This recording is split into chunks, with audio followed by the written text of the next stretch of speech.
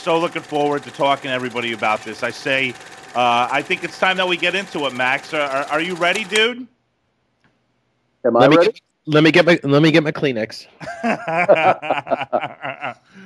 Hey, Steve-O, you there? You ready? We're going to talk about Steve-O, your film now. Steve-O, we're getting into Jackass now. Yeah, dude, I'm fucking...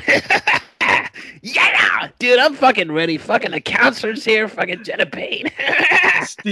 Steve-O, can you shove something up your ass since we're about to talk about your movie now? Dude, I'll fucking shove anything on my fucking ass. Even though I'm stone sober, dude. Let's fucking do this thing. Hey, listen, guys, we're going to do something a little bit different tonight. Joe and I are going to do back-to-back intros for Jackass. And we're basically covering Jackass 1, 2, and 3, our feelings about Jackass. It's going to be a great time. I'm going to kick it off with my introduction to Jackass. Let's do it!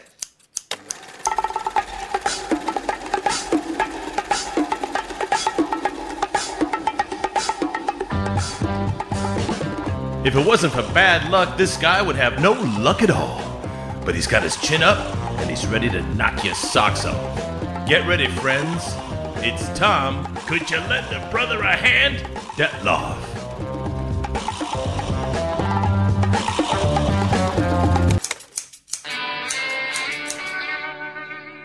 Yes, it's true.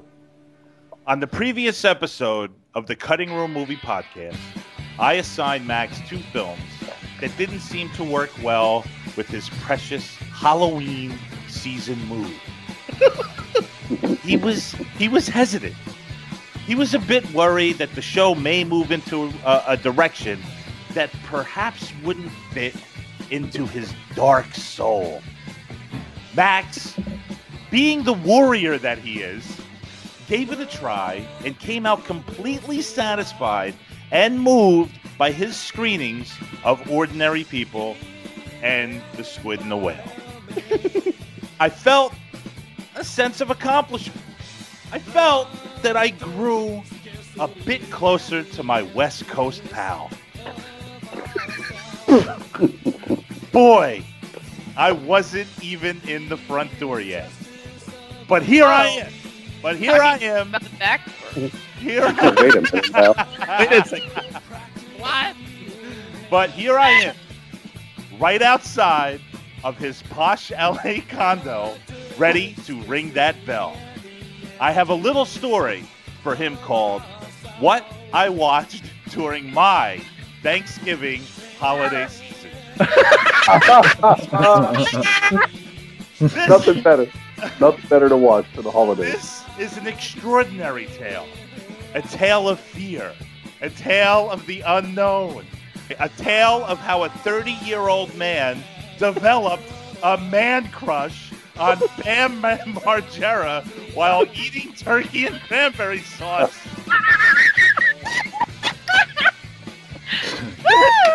This is a tale of Jackass. Oh! When I began this journey, the worry began immediately. It wasn't because of the yellow snow cone or the sweatsuit cocktail that I was. Oh. But I noticed that MTV was behind this madness, and to make things worse, the production company associated with MTV for this film is called Dick House. Dick House. I was worried. I was almost immediately unwilling to give this a chance. But then something happened. Something that has not left my head for almost a week now. Suddenly, the brilliant and beautiful sounds of Carl Orff begins to play loudly as the vision of a group of men, daring men, are jammed into a giant shopping cart. Taken, by the way, from the set of The Incredible Shrinking Woman. They roll down the street, hitting and pushing each other while cannons fire loose concrete into them. It was glorious. It was like something I had never seen. It was just the beginning of the greatest Thanksgiving I have ever had. Let me tell you. You've been born again. You've been born again. These screenings of all three Jackass films have changed me. I feel different. I feel better. I feel funnier. Blubbering. I feel alive.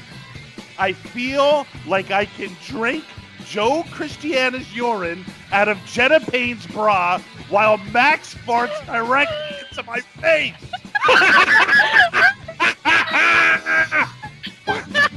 What the hell has happened to me? I need to figure out why I might be obsessed with this shit. I can't believe that this is happening. These films have had possibly the biggest effect on me ever. Ever! Woo! My spirit has changed. Wow! No way, dude! The way I look at people and the planet is changing. That's religion, motherfucker. I think it may be possible that these films may be the greatest exploitation films ever made. Think about this. Think about how they affect you during and after you watch it. Seriously, you could be laughing one minute, cringing the next. Then you might feel like vomiting, or even at times crying. This is madness. This may be brilliance. Jackass may not be for everyone, but then again, maybe it is. Maybe it's just what everyone needs. It fucking makes you feel, and that to me is genius. I have grown to really like these guys, and I'm telling you now, this is the very last thing I expected. I thought I would hate this shit, but instead, I think I fell in love. Jackass is now in my life, and they can never break up with me. I think this is the beginning of a very long relationship. Thanks, Max. I owe you. Oh my God. When are we switching to the video format? Yes. For the urine drinking. You want to see me right now? Yeah, Tom, you just destroyed Max. Destroyed him. Oh my God. While Max is gathering himself, I'll tell you why he's crying. Because that was such a pure, perfectly worded homage. And that's exactly right, man. You nailed it. Everything you said was, well, I couldn't have possibly said it better. That is what Jackass is to me. Well, listen, we're going to get into this, folks. But first, yes, we got one more. We're doing them back-to-back tonight. Christiana. Oh, Jesus. How am I going to follow that? Jesus fucking Christ, Tom. All right. You go. You do it. I want to hear what you're thinking.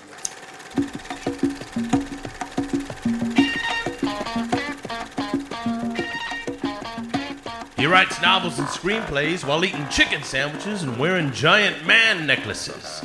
He sounds like a dim bulb, like Lenny from Of Mice and Men, but he's actually very bright.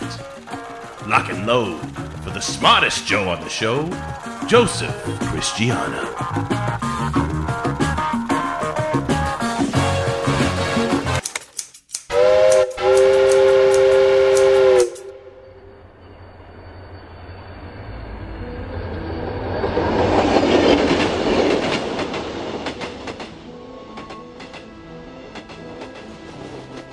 It's a cold, gray Monday morning in November. I'm on a commuter train headed to the city and I'm dressed in work clothes. No, not the kind that actually fit your body for an honest day's work. I'm in uncomfortable business attire. My shirt is stiff. My shoes were never meant to be walked in. There's a sharp crease in the front of my pants, and I can't for the life of me figure out what purpose it serves. Sharp crease. I am the picture. Joey, you're the best. I am the picture of seriousness.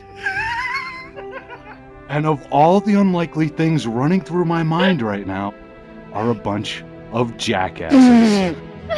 A bunch of grown men pretending to still be adolescent children. And it dawns on me. It dawns on me, by Christ, I've got it all wrong. All of the lifeless tragedies on this train who are all wearing the same costume that I am, headed to the same dreary masquerade that I am, they're the ones pretending. We are all, each and every one of us on this fucking train, we are all children pretending to be adults. And if we had half the sweaty teabagging balls those jackasses have, we would all immediately strip off these button-down shackles and press our sorry white asses up against the window and mass moon the next bullshit suburb this giant dick of a train is about to fuck. Yes! Yes! Max Cook, once again you've brought to the cutting room hijinks. You've given me a week of poop and farts and I thank you for that. I've had a lot of fun with Steve-O and Johnny Knoxville and Pontius and Bam Margera and the rest of the knuckleheads, but I can't for the life of me figure out how to review this film. Which, incidentally, is Jackass 3D from 2010, which is just like all the other films. Except the boys have an obscenely expensive camera to record their piss and their giant three-dimensional dicks. Anyway, I'm having trouble reviewing these films because these films cannot be judged by the criteria traditionally used to judge other works of cinema. Indeed, these Jackass movies are not movies at all. They are artifacts of the works of performance art. That they come to us in the form of traditional cinema is merely incidental, and it's also genius. Genius because any work of art that simply upends and reinvents the form from which it operates can only be called so. They didn't invent this sort of performance art recording, of course. It's been around since the candid camera days. But they did bring their own unique flair to it, and they were able to break the bubble of the mainstream. This film grossed over $100 million. The fact is that they're almost the best at the art of filming real-life stunts. Only Sacha Baron Cohen's brilliant Borat and the appallingly misunderstood and understated I'm Still Here, I'm Sorry Max, are better than Jackass. But the Jackass films, as works of art, perform the service that the greatest works of art do. They hold up a mirror to society and reveal it to itself in all its absurdity, all of its love, all of its horror, and all of its tragedy. These jackasses, whether they know it or not, show us the current American condition and expose one of its most devastating diseases, the insatiable need for media attention. These jackasses, cognizant of it or not, are spokesmen for a generation so traumatized by the media that they are willing to risk serious injury and death for its love. Now wait, that's heavy for a film whose stunts include pissing in the wind in front of a jet engine. That shoots up a load of diarrhea, a romp with stunt gun alley, super gluing hands to chest hair, kicking a football into a human field goal, playing tetherball with a beehive, and my personal favorite at Tom's, the sweatsuit cocktail. But I am physiologically predisposed to overthink things, so I offer an apology here. Even while I'm laughing and having a good time with them, I'm thinking too hard about them. I had a grand and complicated plan to draw out an entirely new method of analyzing the Jackass films that includes defining the three categories that these stunts fall into: physical slapstick, body humor, and social disobedience, and how all three of these categories are part and parcel of the natural development of the human male animal as we know it. That this phase of development leaves a residue in just about all of us, me included, that can be found well into adulthood if we're honest with ourselves and brave enough to look at it. Indeed, I had a very incisive plan to draw an argument that these guys are at their best when they combine all three of these categories. Crystallized, for instance, in the old people segments featuring Spike Jones and a pair of testicles that hang. But alas, my train is pulling into the station and I must get to my business meeting. But here's what I promise to you, Max Cook. In your honor and inspired by your beloved jackasses, during my meeting, I will poop in my pants in front of my boss and my client. I will then declare that I will unveil an idea that I have for their project and scoop the poop out of my underwear, and I will throw the poop onto the conference table. I will then jump onto the said conference table and dance the Charleston in my own shit until I fall. I will fall and become amusingly injured, and someone will have videotaped it. I'll let you know how that goes. I'm so happy to hear you're up for promotion. Yeah. And I got promoted today, Max, after I wrote that. Jenna, I think you're right. They're going to have to switch to a video format. Yes, I think so. Joe, this shit it's life-changing. It's infectious, It's man. life-changing. I'm obsessed. I can't stop. You know what? I'm searching the internet that, by looking for photos of Don Vito. It's crazy. So awesome. I watched the Ryan Dunn special on YouTube. It's nuts. And then I find out that Don Vito was touching young teenage girls. Oh, Don on Vito. Probation. Yeah, that Yeah. Sarah got into some trouble. And he can't use the Don Vito name, the character, until 2017. A week ago, I didn't know who the fuck Don Vito was. I'm like, I'm this now. I thought I watched number 2 first, and then I did 3D, and I was like, fuck, I really wish I'd actually seen this in 3D. I'm like kind of pissed. And then I went back and watched the first one. And I have to say, during number 2, like, there are some comedies I don't like, Meet the Parents being one of them. I don't like that sort of like awkward, like you feel bad for the main character comedy. But then I just got over that. I was like, these guys are completely complicit and willing to, like, they're doing this on purpose because they're trying to make their friends laugh, and it's amazing.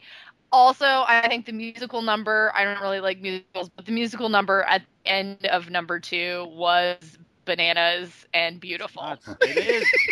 Why? It was just Why though? Why is it? Like I said in my review. Because they got taste, man. As soon as I saw that shopping cart coming, I was just like, what the fuck I'm like, this is amazing.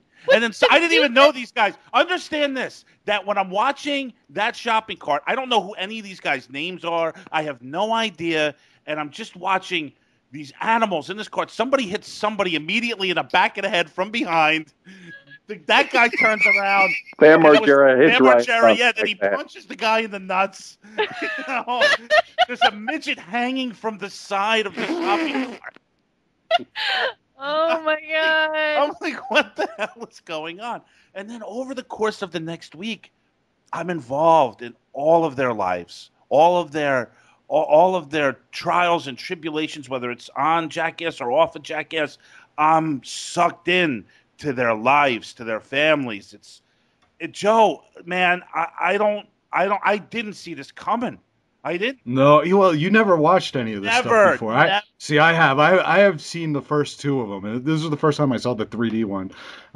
You know, I always like it in spite of myself. You know what I mean? Like, I always love watching this stuff in spite of myself. And you know, the good thing about this cutting room business is that, you know, it gives you the opportunity to sit down and think about it and question yourself about why you like it. You know what I mean? And you know, I found a couple of answers. I mean, and this is why I thought, Jenna, you wouldn't like it, is that it's so part of the male, like, adolescent ritual. You know, like I just thought about, you know, being a kid and thinking it was shit? You know, doing stupid shit, you know, and part of that is, you know, endurance and pain and seeing, you know, your friends in pain and you know, poop and body humor and all this stuff, and when you're a kid, you know, you're socially disobedient, you know, and the world needs that. The world needs social disobedience, you know, and males need to, you know, act out, you know, and test their endurance for pain and their fascination for pain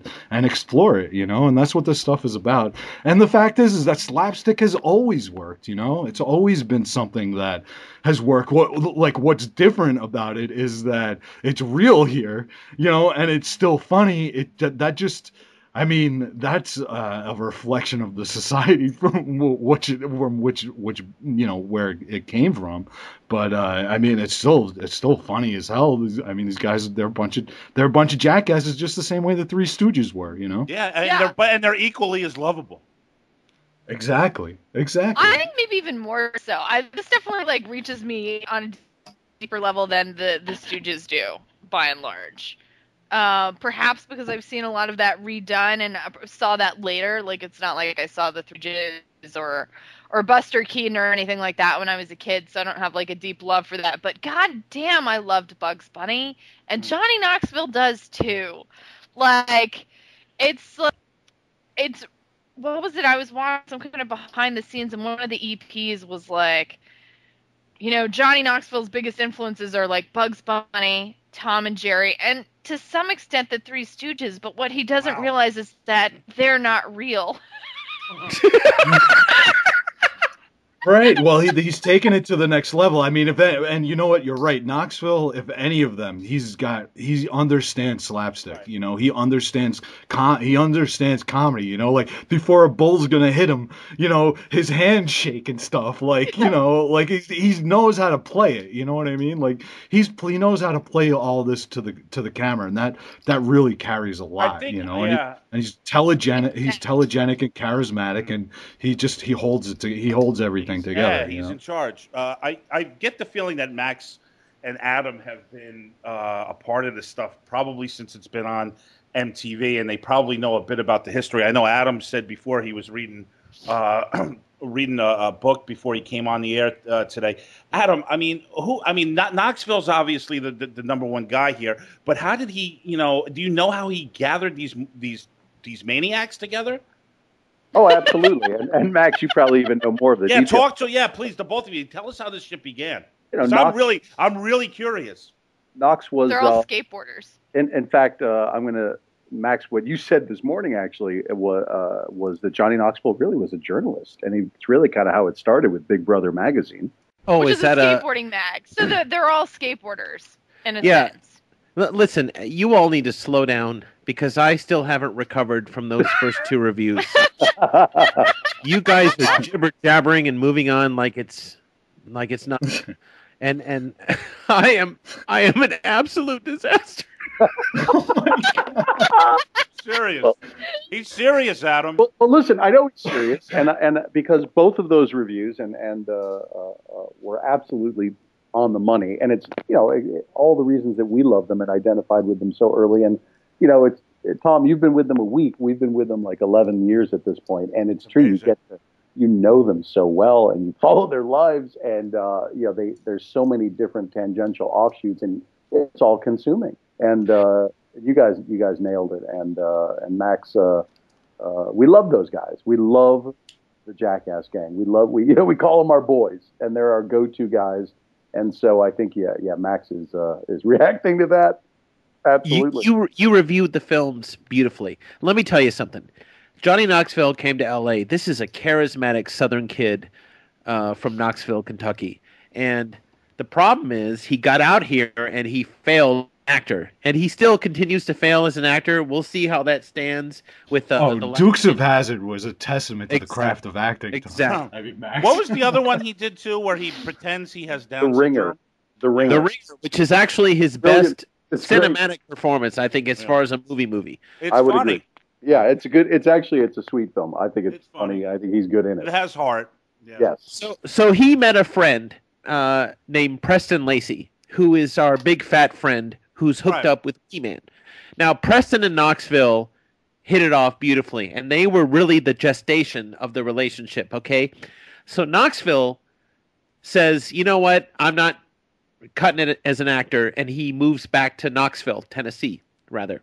So next thing you know, he decides, nope, I'm not supposed to be here. I have to go back to L.A. And he starts to hook up with Big Brother magazine, which was produced by Flint Publications.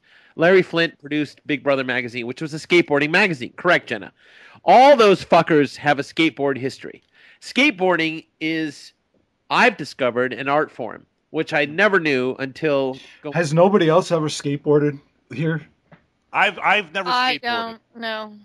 Joe, have I've been you? to a tournament or two. Yeah, I was a huge skater. Max, Adam, are you skateboarders? I was never a skateboarder. Nope. Well, you know what, Max? I'm gonna. You know what? I want you to continue with the history of this, but I do want to just interject, like as far as skate culture. I remember being 13, 14, and 15, and that's all that I did. And I remember having a video camera and videotaping us, skateboard, jumping off, skating through stores, terrorizing my neighbors, all this You were stuff. gleaming the cube. Yes, it's gleaming the key. But that video culture that's where all this grew out of. So I mean Absolutely. that like in the That's how Spike Jones got started as a director. He was doing skate videos. right. Okay. All right, go ahead. So that was just my personal relationship. That's cool. Oh my God, Joe! I'm blown away that you were a skateboarder. Do you have those old skateboarding videos? Oh, my friend PJ has those videos. Tom. Wow, we got to get our hands on. Do you wear like Vision Streetwear? Video format. Yes, Cut I it did. through. I You wore have Vision the. Streetwear, Joe? Yes, I did. Dude, who's PJ? Because Johnny Knoxville's real name is Philip John Oh, Clapp, no. PJ Clapp. Yeah, no, it has nothing to do with that. But I do. You know what? We built But Max was skate so ramps. hopeful there. He was so hopeful. That We would die. We would like getting our hands on the the Bones Peralta skate videos. That was like a big. Oh yeah, dude. Oh my God, you guys are killing me. Well, listen, Johnny Knoxville met a friend who became his soulmate. It's sort of like Max and the Counselor in Jackass Land. He met Jeff Tremaine. Jeff Tremaine was hooked up with Spike Jones. Jeff Tremaine is the director of the Jackass films, as you know. Jeff Tremaine is just as much of an artistic visionary as I would say Spike is. But Spike, I would say that for Spike, Jackass is like playtime. It's his hometown. He goes back and he dedicates himself 100% to the vision. But Knoxville and Tremaine really created this show. And what they did was they got together and Knox decided, you know what, I'm going to go the distance. I'm going to do a couple of videos for a series of Big Brother videos for the magazine. And the first video they ever made was Knox taking a shot from a gun. This was the he was testing for self-defense correct weapon. So it was a taser, it was pepper spray, a 38 caliber, and a bulletproof vest with a gun. Exactly. Yeah. Absolutely. So they shot that video and they released a series of VHS cassettes. Poop, fuck. I mean, these were different cassettes that they shot that you could order through the Big Brother magazine. Those videos became legendary in the skateboarding subculture. Now, I'm really fucked up, especially after those reviews. So bear with me. Okay. After that, they decided, you know what? We should probably try to put together something here as a show. What happened was something was going on out in Westchester. And I actually... Westchester, Pennsylvania. PA, yeah. That's where Bam Margera lives, right? Exactly. Correct. CKY. I actually, for me, I say to myself, Camp Kill Yourself, CKY was the birth of Jackass. I actually wind up thanking Bam more than any of these fuckers who I fucking adore for the birth of all of this. Because they were doing things that were unheard of, unruly, and glorious.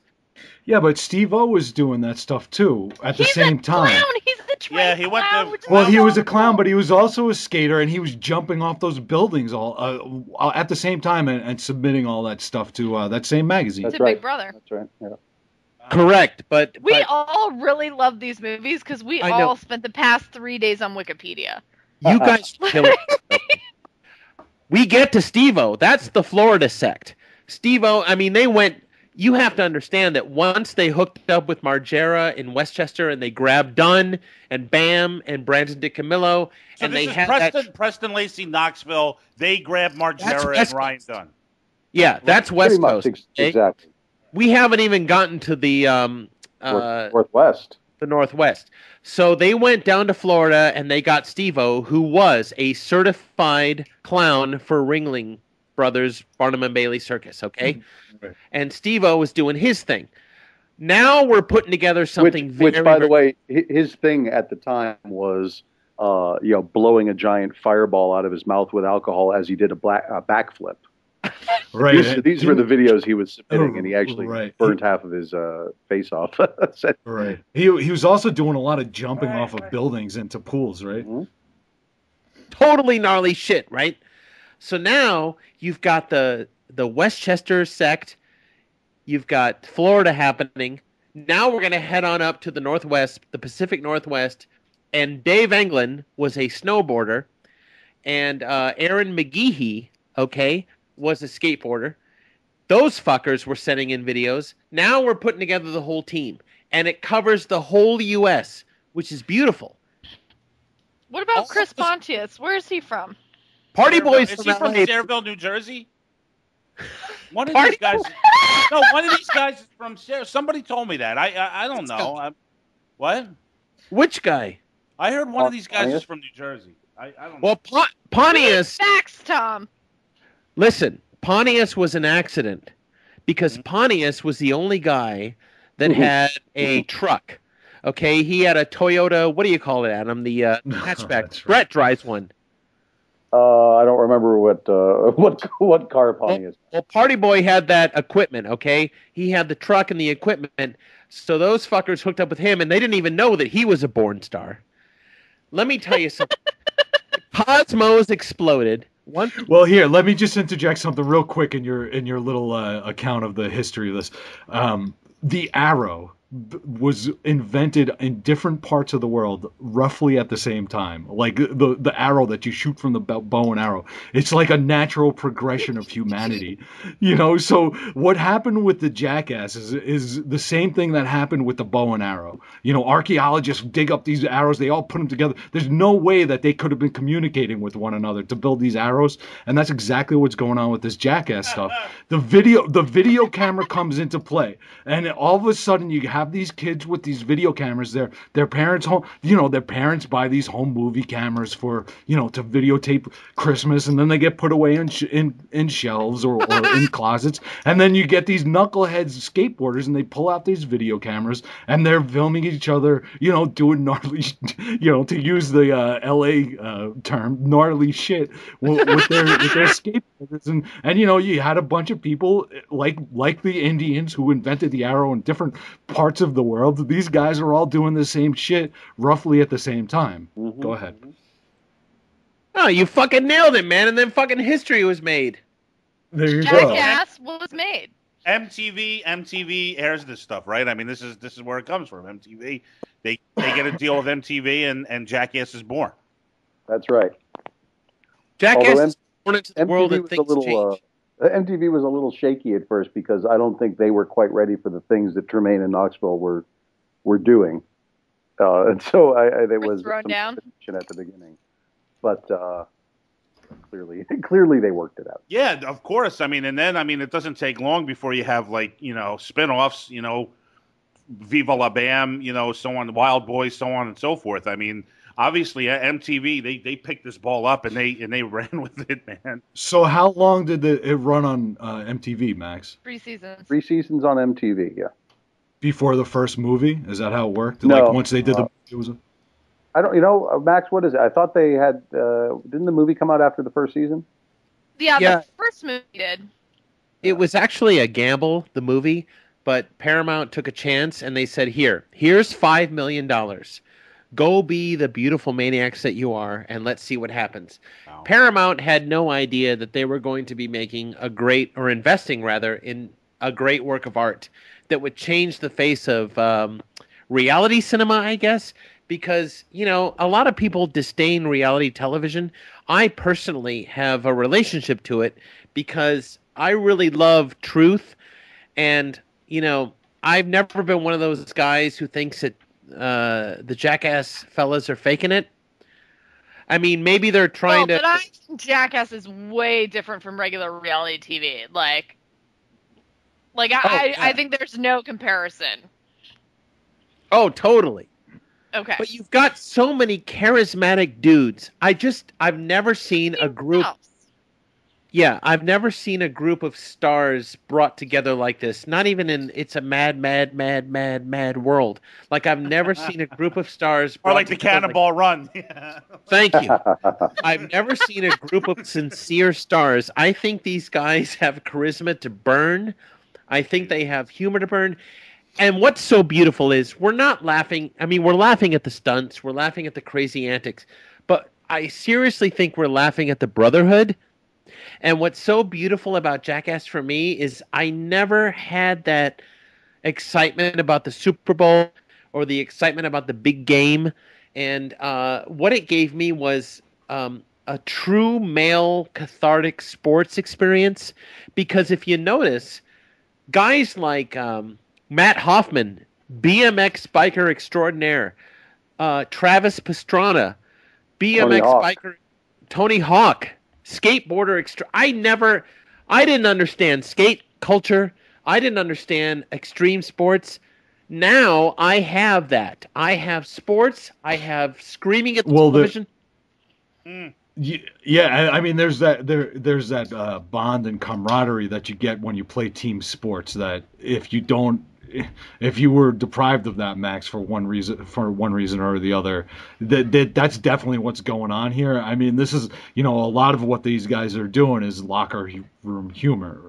I mean, this is what's going on in football locker rooms. Is you're doing ass jokes and doing daring stuff. I mean, this is where the camaraderie of being a male adolescent teen or whatever pre-adult comes in. And when you're going through that and you're going through something that's physically challenging or daring and difficult and pushes you to the limit in physical terms, you share a bond with the people on your team. Yeah. Fuck yeah, Joe, you fucking nailed it. I never had towels snapped at my privates. And that's it, man. That's exactly what it is. When I was in high school, I was so scared of the blacktop that I took dance class with all the girls. Right. All the guys were. Helped your situation. Well, this is why it surprises me so much that Jenna, you like it, because I like this stuff because it brings me back to the days when I was the skating days when, the days when I was doing shit when I was 14, 15 years old and, hurting myself on purpose and daring, doing shit that is dangerous and being on football team, and doing that shit. Like I remember that, and that's why I like it, Why do you like it, Jenna?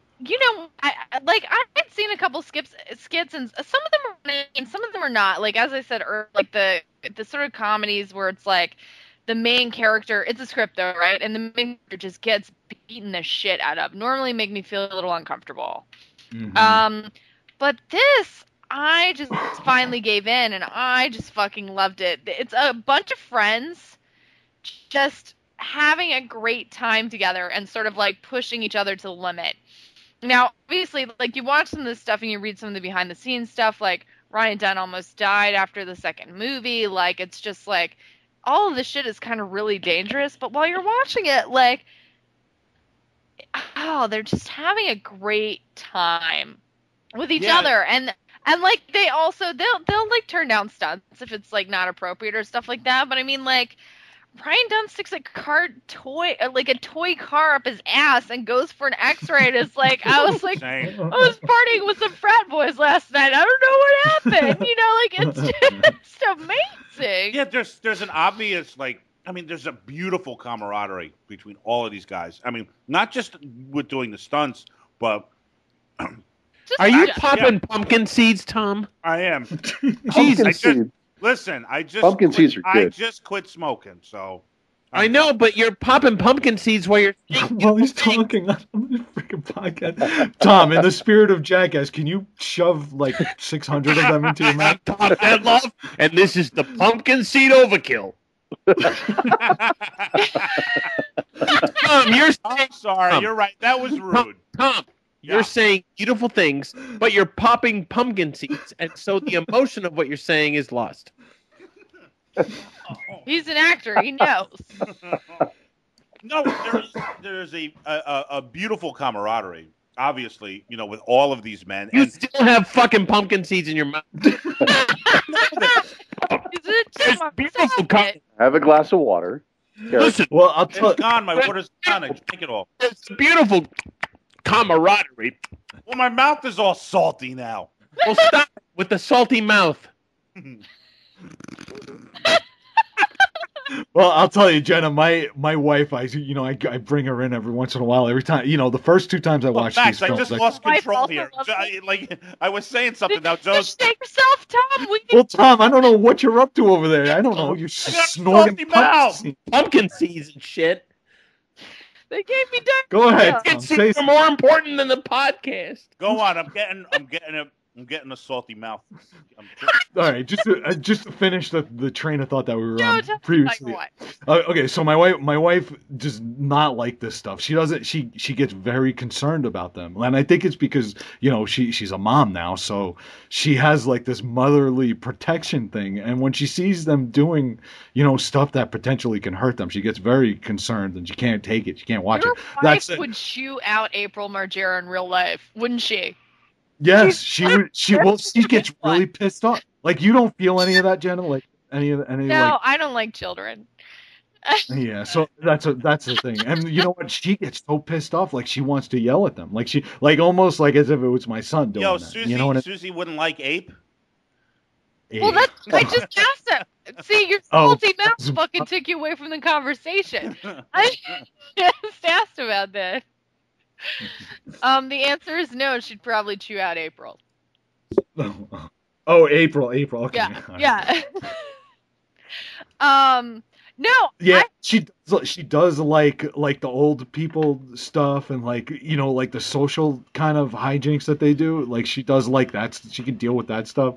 The gross out stuff she takes as pretty much as like being gross out, but like the physical stuff, she just gets really upset. Like it offends her on a level that like she's got this whole protective mom thing going on where she cannot deal with the fact that somebody purposely hurts themselves. You know what I mean? Like, and I think it's just like sort of the maternal instinct kicking in, and I just thought it was important to bring out a different perspective there, and I thought maybe Jenna, you were going to. I thought I might as well, but I fucking dug it all weekend. I was like, oh, I can't watch enough vomit on screen or enough people shitting or farting or bleeding. Let's do it again. More. I want more. Why can't I watch this in 3D? And it was so great. There's so many things. When you're done with Jackass, you just go right to Viva La Bam. It's very addictive. Okay, And then after Viva La Bam, you go to Wild Boys. No, And then after that, you watch, Ryan Dunn and Don Vito's rock tour. It's nonstop. I didn't like Viva La Bam. I couldn't even finish the first episode. See, and this is like, it's kind of crazy, but it's like the editing was horrific on that. I just it was so MTV, like kind of. What's I can't. Viva La Bam? I didn't see that one. What is that? It's a reality show with Bam Margera and Ryan Dunn's in it and whatever, and it's just but it's set up like a regular reality show. It's so contrived. I couldn't handle it. I was like, never mind. I just want to watch the original. Just shoot Jackass in my veins. Well, I do like the Steve O. I do like the Steve O documentary that he did. Did any guys catch any of that? It's not. Like Steve O, the early years, I think it was called, or something like that. Really? Sure. PCP saved my life. Yeah, Is that Is that the one? Steve O's on PCP. Adam, but Steve-O, he had a major problem with drinking and drugs, and from what I understand, these guys all intervened and got him away from this shit.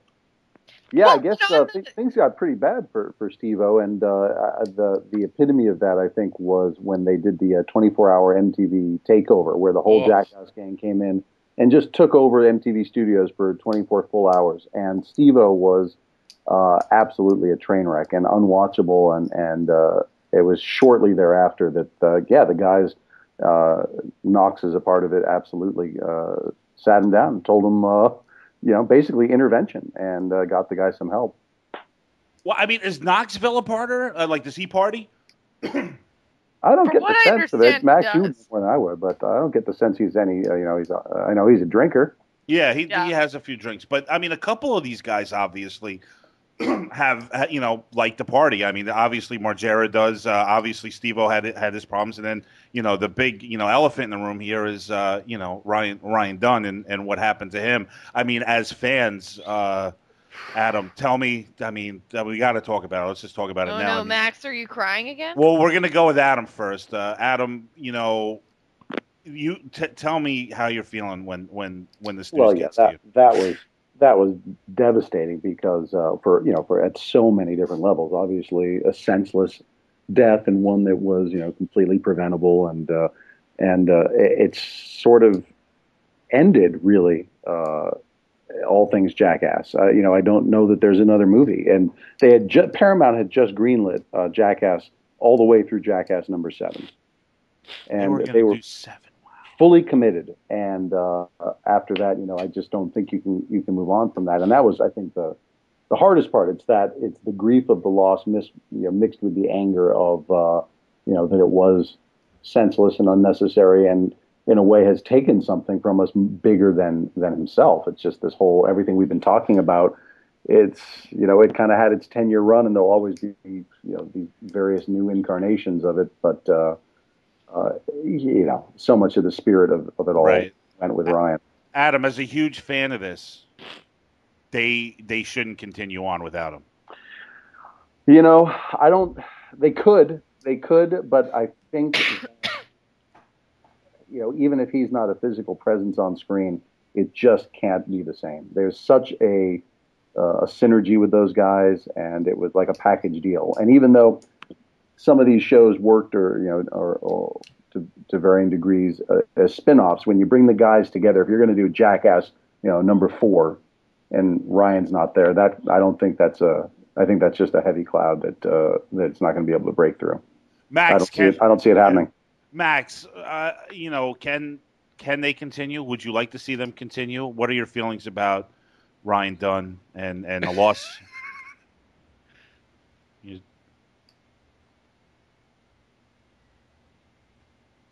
Moment of silence.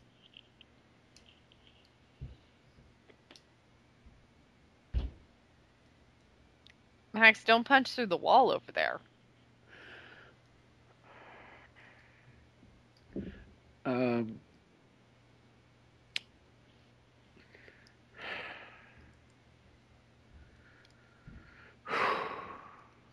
Take your time, Max.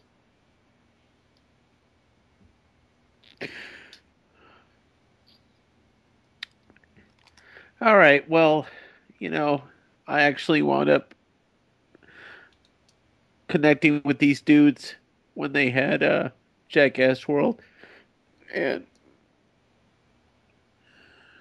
I communicated a lot with Knoxville, and I never talked to Dunn, but it really upset me that Ryan drove drunk that night. And it's so funny, everyone has their John Lennon or whatever, but and people don't understand that it really crushed me when Dunn died. But like, of all the deaths, of all the fucking celebrity deaths, Dunn was like the biggest one for me, because I really loved him and I thought he was really funny, and I was really locked into those dudes, and we had a lot of communication. And I wound up losing a really close friend of mine in real life, because he said that he couldn't understand how I could admire Ryan Dunn so much, and Wow. and I didn't admire Ryan Dunn dying. I didn't. I thought it was horrible, and I had my own degree of mourning in spite of myself, but my friend who I was close to, so close to, and I'm sorry for being so fucking dramatic, but he was just No. I can't believe you would admire a guy like that, and I can't believe you would respect a guy like that. And I said, I don't respect what he did. I don't respect that Ryan Dunn drove drunk, but Ryan Dunn to me was, he was a beautiful person, and I really respected his desire to take a break after the first film, and these guys are really important to me, and I don't know why. It's just my idea of rock and roll. It's my idea of punk rock. It's my idea of sports. And I was really hurt when that fucking dude died. It really fucking hurt me, and I can't bullshit. I can't be fake about it. It's really hard for me. I know it sounds so stupid. Oh. There's so many people backlash against Dunn, but I fucking love that dude. I mean, he gave me so many laughs. I just find it hard to believe that you would that a friendship, or you could lose a friendship. Adam, or were you? Do you know this person? Yeah, no, I do, and it was Jesus. Yeah, I mean, I remember when going to websites, Jackass websites, and Jackass World, and reading about it. But then you'd catch these other message boards, and people just full of just anger and pissed off at this guy, and completely non-sympathetic, which is hard because as Max was saying, you really grow to love these guys, and it doesn't matter if you don't know them. We'd been with them 12 years or 10 years at the time, and since they were young, and kind of saw the whole development of this thing. And then when you have a friend who is not able to he's certainly entitled to his opinion. And wait, was this friend in LA? Yeah, guy, and I knew I don't even understand how you could talk against drunk driving in LA. There's no one I met out there who doesn't drive drunk, including myself. I did it once. Like, it's almost impossible. It really is. Right. It's like, what do you do? It's this huge city. Well, there's no public transportation. It's like this guy. This is crazy, Jenna. Are you ready for this? This guy lost a brother. Lost a brother. Your friend. Yeah, my friend's older brother. My ex-friend's older brother. He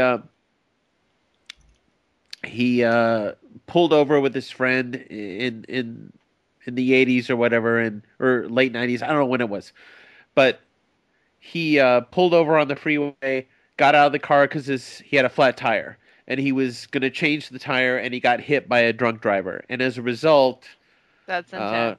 His mother started the Mothers Against Drunk Driving, or was one of the founders organization. Okay, so it was always this weird thing with drinking and driving, which I don't believe in, which, I totally respect. And I always thought I was very vocal about it. But when Dunn got behind the wheel drunk and took out not only himself, but his friend, it was just so horrible. And I mourned in spite of Dunn's actions, but my friend couldn't get it. And so my friend couldn't be my friend anymore because of that. And I'd known this dude for years and years and years. We were so close. And it was just the weirdest thing. It's like Ryan Dunn, like, dude, I mean, I talked to the Jackass dudes, and I participate in the art contest or whatever, and Knoxville talked about my artwork, but, I've talked to Knoxville on the phone, but it shouldn't destroy our friendship. But there was no negotiation, which was really upsetting. And it's just like, I'm sorry, I kind of have this joy for rebellion, and I kind of have this respect for fucking fisting the system. That's what the Jackass dudes kind of represent to me. They're kind of like the Sex Pistols in that way. I wasn't going through the whole Sex Pistols thing in England when it happened, but that's what they were for me. And I'm a bit of a rebel, and I'm a bit of a respect of dudes who want to do extraordinary, harmful things to themselves. But that's my own shit. But what I don't understand is, because you are just simply a fan of Ryan Dunn, he dismisses you because of Ryan Dunn's actions? Well, no, it sounds like Max wouldn't outright throw Ryan under the bus because he drove drunk and ended up killing himself. Hey, it sounds like your friend's problem because he's got it all wrapped up with his relationship with his mother or whatever he's saying, right? So, brother. So he's got his own issues with it, obviously. It hits him very personally, but the fact is he wasn't able to separate that and say, okay, that's my shit, that's my life, and I have a right to not agree with it and be pissed off about this. But he couldn't And by the Max is- same token, I mean, listen, you guys were talking about Adam. Sorry, I don't mean to cut you off, man. But you were just saying a few minutes ago that you look online and these people are all down on, and listen, believe me, the people on comment boards, we know they're mostly Yeah. Yeah. we know they're mostly homocidal maniacs. Someone's But the roommate, thing apparently. is that, yeah, right.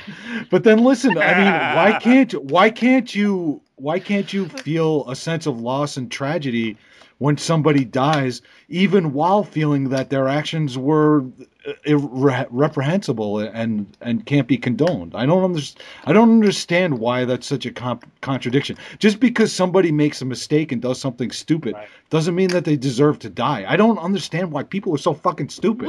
I don't understand how dumb is that reasoning? Yeah, well, I mean, we all do stupid shit every day almost. It's just kind of like behind the wheel of a vehicle, it's a really big responsibility.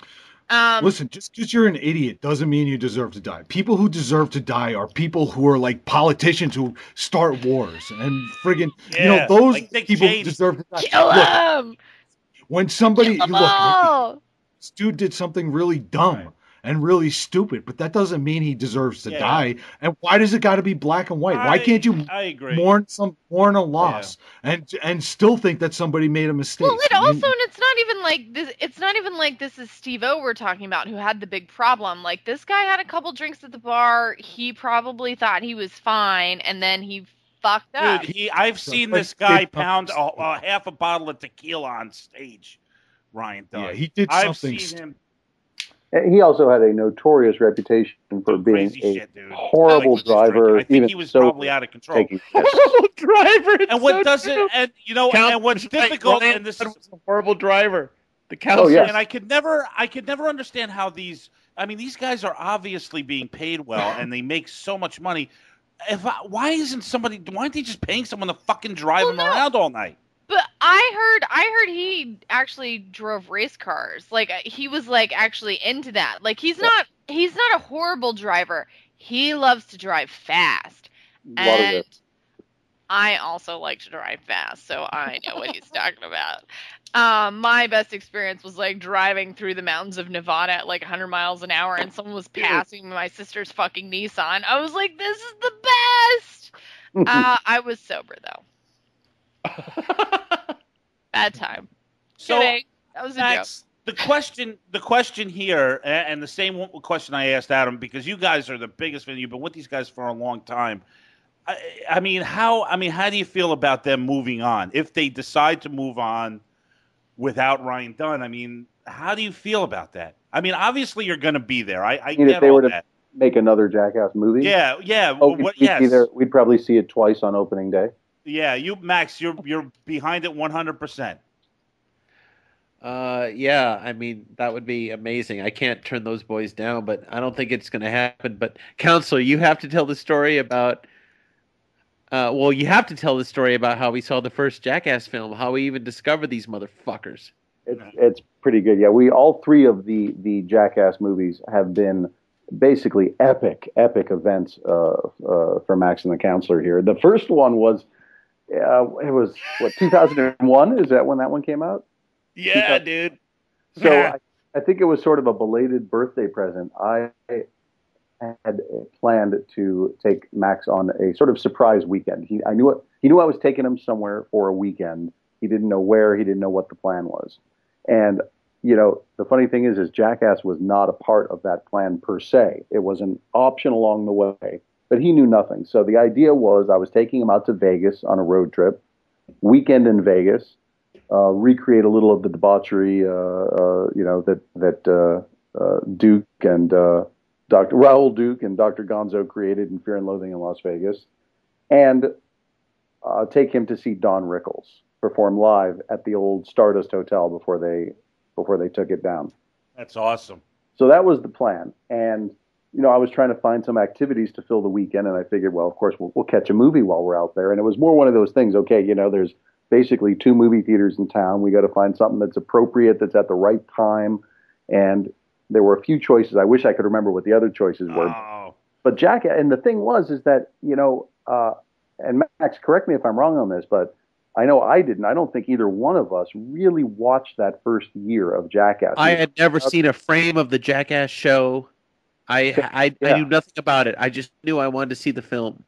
And I was kind of in the same boat, and I saw this preview for a film where there's a midget kicking himself in the head, and that's all I needed, to convince me I needed to see the film.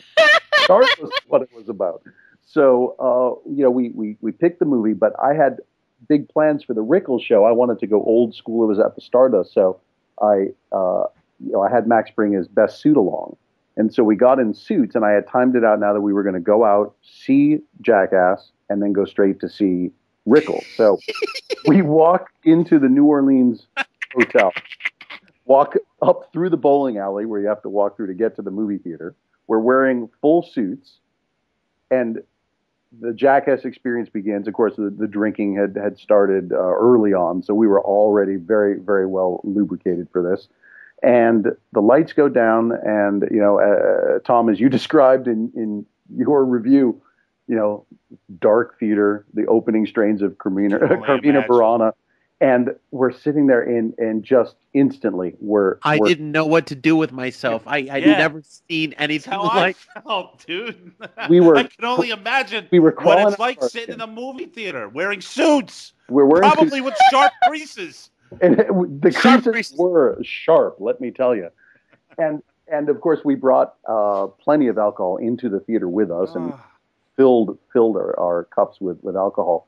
And at some point, and it couldn't have been more than 5 minutes into this film, it was irrelevant to us. In fact, we even lost sight of the fact that we were in a public movie theater with other people, and we were standing and pacing and yelling and screaming and weeping, and at one point, Max took a piss in a cup in the middle of the movie theater. I couldn't leave it because we would not.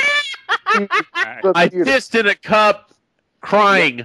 Yep. I wept as I urinated in a cup because it meant so much to me. Which one of you drank it? And it was, that was our experience with that movie, which then, was the third act of that day was we went straight from there to go see Don Rickles perform live, which cinema was reborn that day. But yeah, it left us with just, that's where it all started. And after that, it was instant and it was voracious. The addiction of Jackass, we consumed everything we could find, complete addicts. By the time number 2 came out, we went and saw that movie twice in the same day. And then we saw the first show of the day. We drove out of the movie theater parking lot so we could, not have to pay. We drove back around to get a new ticket, back in, and then the next showing, back to back. If there is a number 4, can we all go together? Yeah. Great. Oh, you that guys, would be amazing. I'm not driving. You guys, it got to the point where when Adam and I kind of had a little bit of a estrangement, he said to me, "You realize that our entire relationship at this point is based on Jackass? That's the only thing holding us together." There was so much of it, and every one of those offshoots. For the years that followed, like I said, we just could not get enough. And any time a movie came out, it was big. Like we saw number 2 twice in the day, and then immediately went and did a podcast later that day. We saw 3D before Oktoberfest a couple years ago. Before they do a big Oktoberfest down here in Southern California. So we went. We brought the magic backpack. Max, explain the magic backpack. Oh, yeah. So Jackass birthed the magic backpack, and that was, there's no way you can watch these movies without having some vino. So I would put, Screw Top Swill, 3 bottles of it in my backpack, and Adam and Brett and I would go and hit the theater, and next thing you know, clinking bottles, cups. Seriously, it's like, this is a sporting event. This is guys talk about the day. I was there when the I don't know, a team. Who's a team, Adam? How about what sport do you want? Chargers? When the New England asswipes. When the New England asswipes. That's wrong. Dominated the Texas Quad. Not what? Gas wipes in New England. I think When the, the New I think England the has- team you're looking for, Max, is the Mississippi Tailpipers. The Mississippi Tailpipers and the New England Fuckwads, when they had that historic battle, that was us going to a Jackass. I've never had that sports feeling, that epic. Where were you the day that the fucking Mississippi Tailpipers kicked that home run? I mean, Listen, it's the Well equivalent done. we do when That we home see- run. It's a tailgate party. It's our equivalent of a tailgate. Wow. I've never known those things. That's right. You have it with Jackass. Imagine that, Joe, like tailgating out in the movie theater parking lot, like with the barbecue, Oh my god, Pretty that much sounds how we roll. amazing. like a couple, like some frisbees. Let's do it. Absolutely. We set a television up to watch the pre-movies. All right. When your favorite football player dies, you cry, right? Doesn't that mean something to you? Whatever, yeah, Football? or anybody, like when you were talking about Dunn dying and you got upset. I mean, I literally, when Stanley Kubrick died, I remember I was at work. I found out at work, and I had to go. I had to go off the line for like 10 minutes, and I was literally upset. I mean, just knowing that I wasn't going to be able to watch anything else by this man anymore.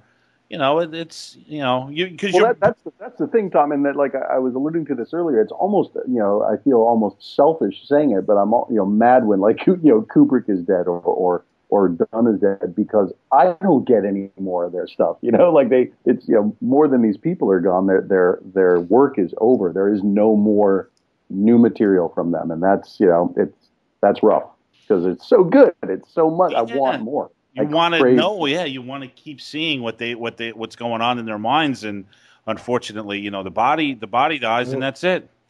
Well, that's the case with just people anyway. I mean, you get angry at them because they're not going to be in your life anymore, right. And, give you the things that they want, that you get from them, and these people, even though you don't know them, you feel like you do have a personal relationship with them, even though it's one-sided, Mm-hmm, mm-hmm. Hey, guys. I got to ask everybody this. I want to go around the table and tell me, out of all three films, what your favorite. I don't know what I could call. What do I call them? Bits, skits, stunts. What do I what do I call them here? We know what you're I guess it's a stunt. about. Well, thank you, Jenna. I appreciate it. Art installations. Art installations. I appreciate that I come through clearly to you. It's awesome. Accent. What? So what's your favorite? What's your favorite Oh stunt? shit! Now I'm on the spot first. Yep. All right, my favorite stunt I do think is the toy car up Ryan Dunn's asshole, but it's like I genuinely think that like the choreographed dance sequence at the end of number 2 and the opening of number 3D are like just epic, beautiful pieces of cinema. The slow-mo at the opening of the 3D, I mean, like, like, a lot of this stuff is, like, handheld cinematography. They got, like, especially at the beginning, like, a shitty video camera and whatever, but, like, these guys actually know how to put together a fucking gorgeous movie. Like, I want to see these guys do, like, a Book of Mormon-style musical. That would be incredible. Like, we'd all go. It's like they really are a bunch of talented dudes with some fucking taste and no sense of dignity, which is an amazing combination. Hey, Christiana, what's your favorite one? Hands down, it's the midget fight in the bar. Yeah. You know what? As much as I get off on some of the stuff, like I think their best stuff is the stuff that's clever and plays on our notions of the absurd, Mm-hmm. like the stuff that they'll just cut to you and then all of a sudden there's like a T-ball thing or somebody just get punched, or they just fall off a bicycle. Like that stuff sort of falls flat for me. Like I really like the stuff that brings me too. their nonsense into their public. Real creative side, yeah. Yeah, and I like their social disobedience. I think is so important, Right, man. right. I think it's the most important thing that they do. And when they combine some of their physical, slapstick nonsense with the social humor, I think is the best. And that midget fight is just the funniest fucking thing. Like the guys sitting there. Paramedics come in and they're small too. It's like we got like waves. The police come in and everyone's just looking at each other like, what the hell just happened? It's great. And that's the fun thing watching everyone's, the public's reaction to it, Joe. Like, I love the midget. Midget bar fight, but I'll take it a step further. I think there's a scene where Preston is running after Wee Man, and they turn the corner, and then 10 seconds later, Preston's being chased by like 20 midgets. That's exactly the stuff that I love the best too, man. Hysterical. Yeah, and the old people stuff is just. Oh my God, Spike Jonze's sagging tits. Number 2. Oh, when Knoxville's making out with like a girl that looks like she's 14 years old. Yeah, dude. That guy was so upset. And I don't mean to bring this out of the realm, but I did bring it up in my review a bit, and I think that's what I love. Like I think the humor stuff and the body stuff, I get off on that because, like I said, it reminds me of being a kid and all that stuff when when you're a gawky teenager or whatever. But I mean, the social stuff I think is really really important. I think it's where the art comes in with these guys, and not to bring it away from Jackass, but just for a minute, I think Sacha Baron Cohen is actually a genius, and I think his Borat is fucking amazing. And I'll go one step further. I think that Joaquin Phoenix and Casey Affleck, what they did with I'm Still Here, is that performance that he does in that film is something that will never be matched. It's not only inside that film; it's outside of the film. That's the brilliance. And that is the bravest performance of any actor that I've ever seen committed to film. And that he brings his shit out into public and he stakes his livelihood and everything else he has on the line. I mean, no one will know the true extent of who knew what he was up to, but what he does there is in line with what these Jackass guys are doing with their performance art. He turned his life into a work of art, and it wasn't just when he was in front of the camera. It was him. He was acting as himself, and that's just part and parcel of what there's your favorite phrase. I love it. Yeah, I got it. That's the second time tonight. I know, I haven't said it in a while. But yeah, that's what, it's related to what these Jackass guys are doing and what they did with film. What the video camera was able to do was give us basically reinvented what's possible with cinema, Right. Adam, tell me about your favorite. Wow, that's such a... I know it's tough, right? Yeah, it's tough. And I will agree with... some of my favorite stuff absolutely is when they're just fucking with the public, and definitely, all of the interactions they have with the public. Where Preston going into a porta potty and Wee Man coming out after like 10 minutes of hard trucking, or any of the stuff. Preston falls down and his pants split, and is hanging out. It's great, but. And I, of course, when they're just trying to, they're just fucking with each other and causing pain on each other is fun. But for some reason, if I absolutely had to pick my favorite, I have a soft spot for Phil and Ape Margera. I love the Margeras, and for some reason, I just find it funny as hell when Bam fucks with Phil, and Phil just takes such a beating. And whether when he's getting beat to shit on the toilet or when he shoot up firecrackers at 3 a.m. in the middle of the bedroom. And then in his van. Oh, then an hour later in his van, and they swap Preston out for Phil in April's bed. That is the best when they bring in that other fat dude and put him in the bed with April. That's funny. I love fucking characters. And I just have a soft spot for them. So there's stuff, but I mean, I couldn't choose. I hear you. Sitting here, I'll think of 20 other bits that are my favorite. And I'm going to Max next. I got a feeling that he probably shares the same type of sentiment as you, Adam. But I'm going to try to get something out of him. Max, do you have something that's just hands down your favorite stunt? Well, I just want you to know that I have filled 3 full glasses of urine right now because I did not want to leave the conversation. 3 glasses. There's a bottle of urine. There's urine stains on my carpet. There's a wine glass full of urine, and there's a full water glass full of piss. Max, take a sip. Clearly, your wife isn't home yet. No, she just came home. Max, could you take a sip? Take one little sip. Yeah, let's hear it. No, I sip my own piss You know, for the sake of the show. Get your own piss. We didn't even talk about, Max and I did a road trip to freaking, where the hell was it? Modesto? Oh, dude, we took the road to Steve-O. We drove to see Steve-O live back in like 2006. 2005 or 6. He was doing live, nationwide. What does he do live? He slices open his nipples. He staples his scrotum to his inner thigh. Oh, It's literally 20 minutes of performance. Yeah, it's just hardcore him drinking piss, getting kicked in the nuts, things like that. But it was a full outdoor venue, and Papa Roach played, and a couple other Papa Roach. And there was a fun fucking not marsh pit, but a mosh pit. Yep. And the counselor stood as like a wall, and like all the punks were like flying towards the counselor, and he just repelled them with a hand. And so I stood behind him. He did the high five? Yeah. All these fuckers flew at him, and he just knocked them off like flies. And I was part of the wall, yes, of the mosh pit, yes. And then we went and saw that movie about Hitler. No, that was a different trip. Saw the village. That was Rickles Part 2. Yeah. That was the second time we went to see Don Rickles down in the desert. The second time we went to see Don Rickles. Dude. we got stories. Dude, we were so fucked up. We're in this fucking casino, right? And I play a slot machine, and it goes ew on me, and like I'm all mad. The counselor plays the slot machine. It goes ding ding ding ding ding.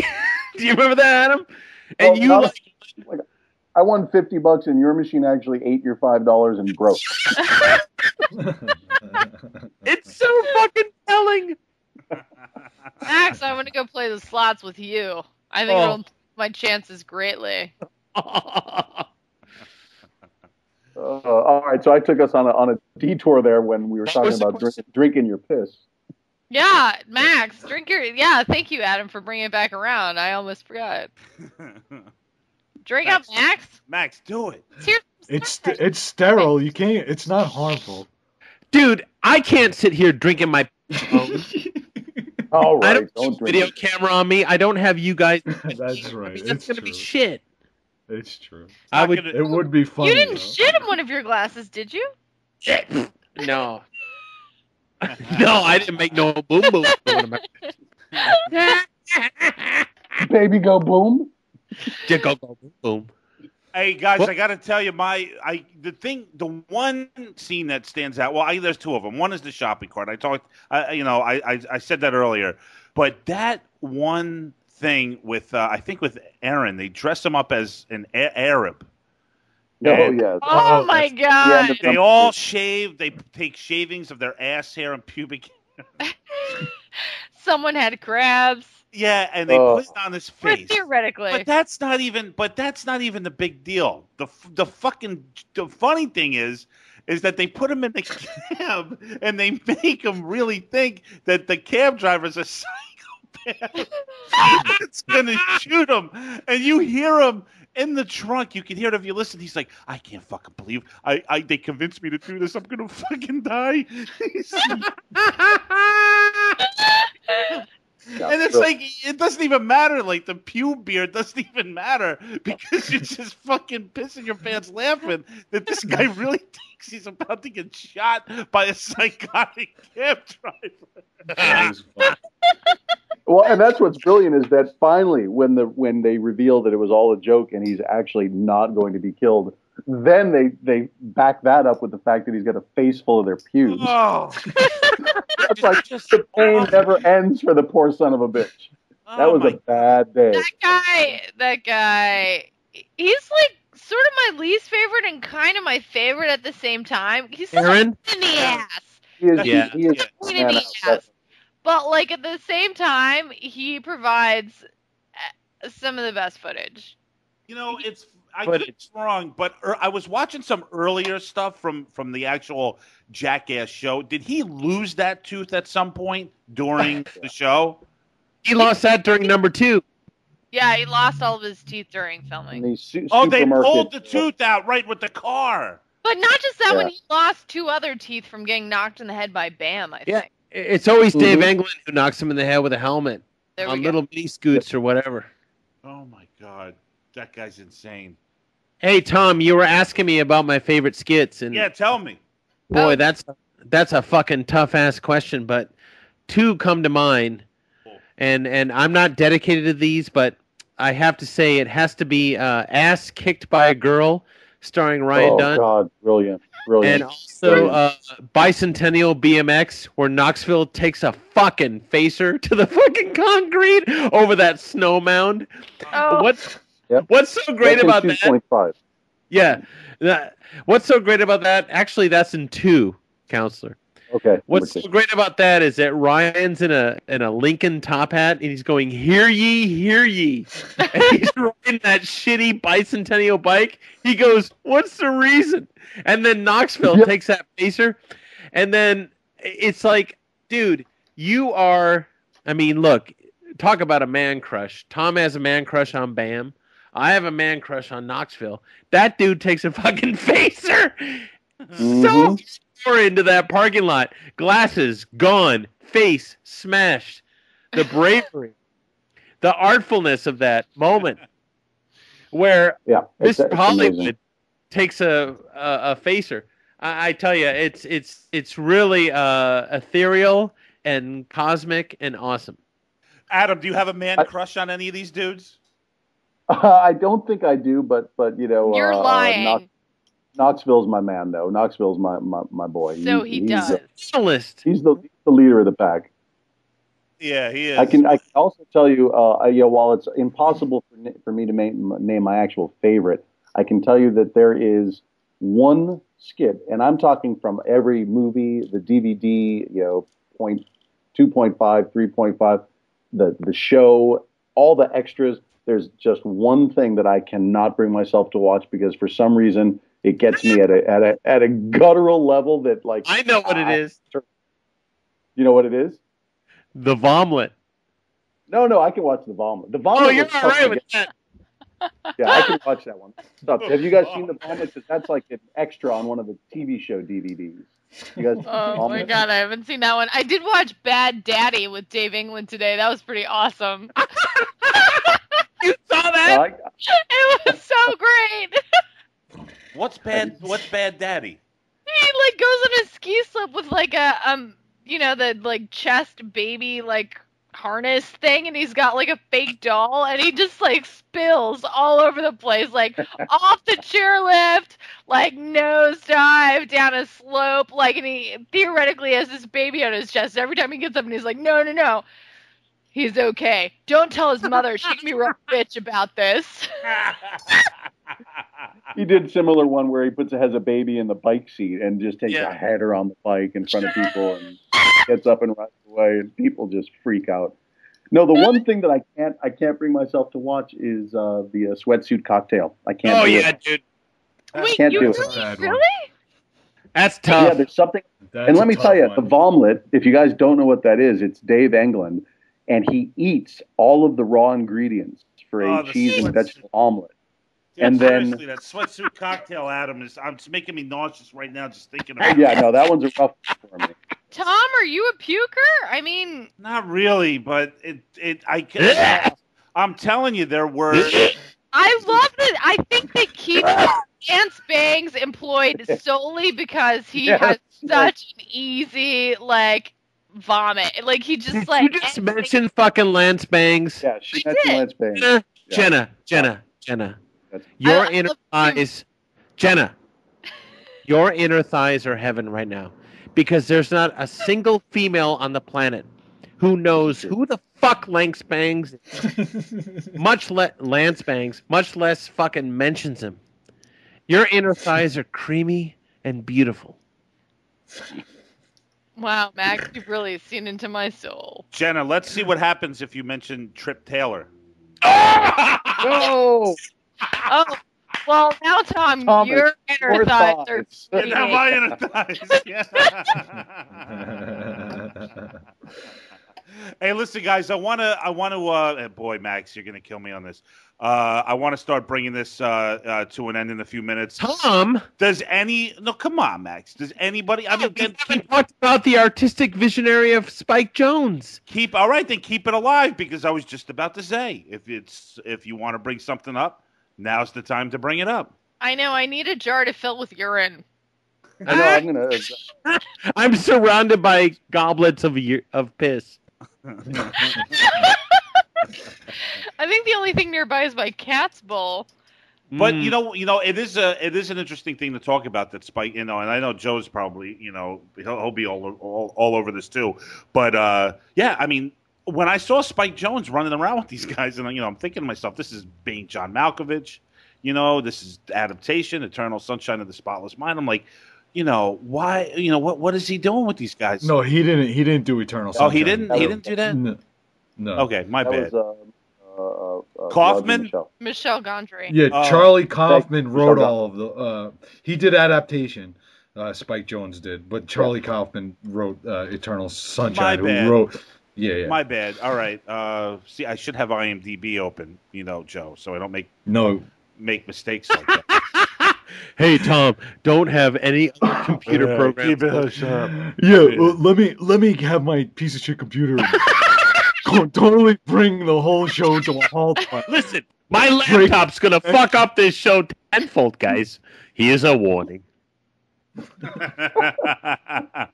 But I mean, he's involved here, and he seems to be really, enjoying himself. Right. Yeah, I mean, he's part of of what makes the operation work. Part of the vision.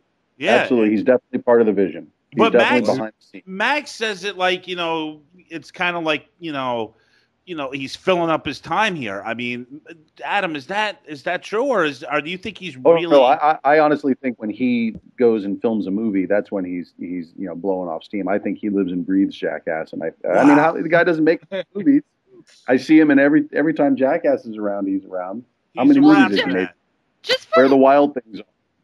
When he was writing that script with Dave Eggers, like, all I heard was that they were like running skateboards into like the walls of Dave Eggers' house in the Bay Area. Mm-hmm. Like they were just like running around like children being jackasses while writing this script. They're like, well, wouldn't it be cool if bam, like it just like, I think that's where his heart is. And then, or like, when he's having fun, that's what he's doing. But it means a lot to him. Like, it's like, and then directing is like work. Wait a minute, Adam. So you're telling me the reason why this guy doesn't pump out more movies is because he's busy with these lunatics? That's my theory. Wow. I don't buy that. I agree. I mean, I think he loves Jackass. Obviously, I mean, he's the reason why it's in existence in a lot of ways, because he had his name, from what I understand. Guys, correct me if I'm wrong. He had his name on the pilot, so that way it got in the he opened the door for. That was a favor to Tremaine. That's correct. Right. Wow. But I mean, he obviously has a great passion for making other I don't want to say real films, but narrative films. And I mean, he's a great he's a great filmmaker, but it's just great to see that not everybody who's endowed with a great talent takes themselves so seriously. You know what I mean? Absolutely. And the fact is that people who do take themselves too seriously are probably people who don't have that much talent. Very good point.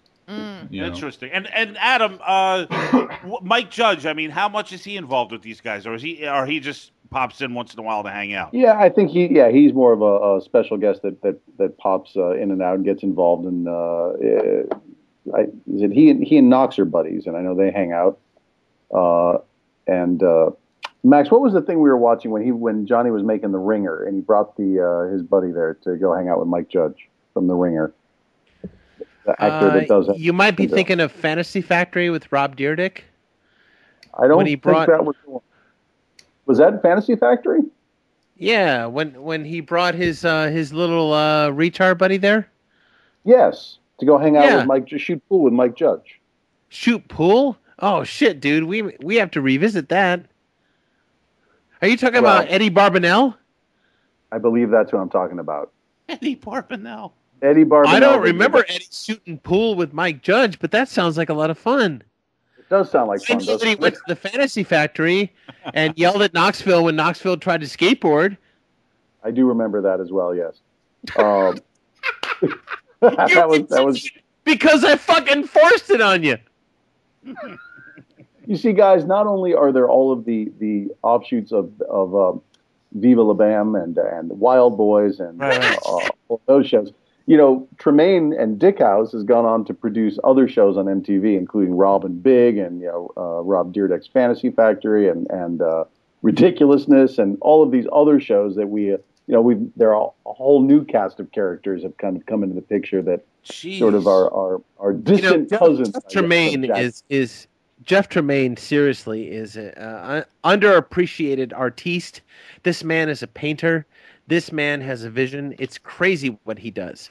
And he actually directed, do you guys, and listen, I don't do ESPN, I don't do sports, but he directed one of those, what are they called? 30, Counselor, what are they called? 30? Oh, the ESPN movies? 30 for 30? 30 for 30. And Jeff directed an extraordinary documentary on the great BMX biker Matt Hoffman. And I had no idea that Matt had the life that he had and the challenges he had until I saw this doc. And the doc is artful and sincere and truthful. And listen, everything regarding Jackass is truthful and artful and wonderful. And that's what people need to know. And I'm not just drunk sitting here with 4 fucking goblets full of pee. Jesus Christ. Very passionate. Just another Monday, Max.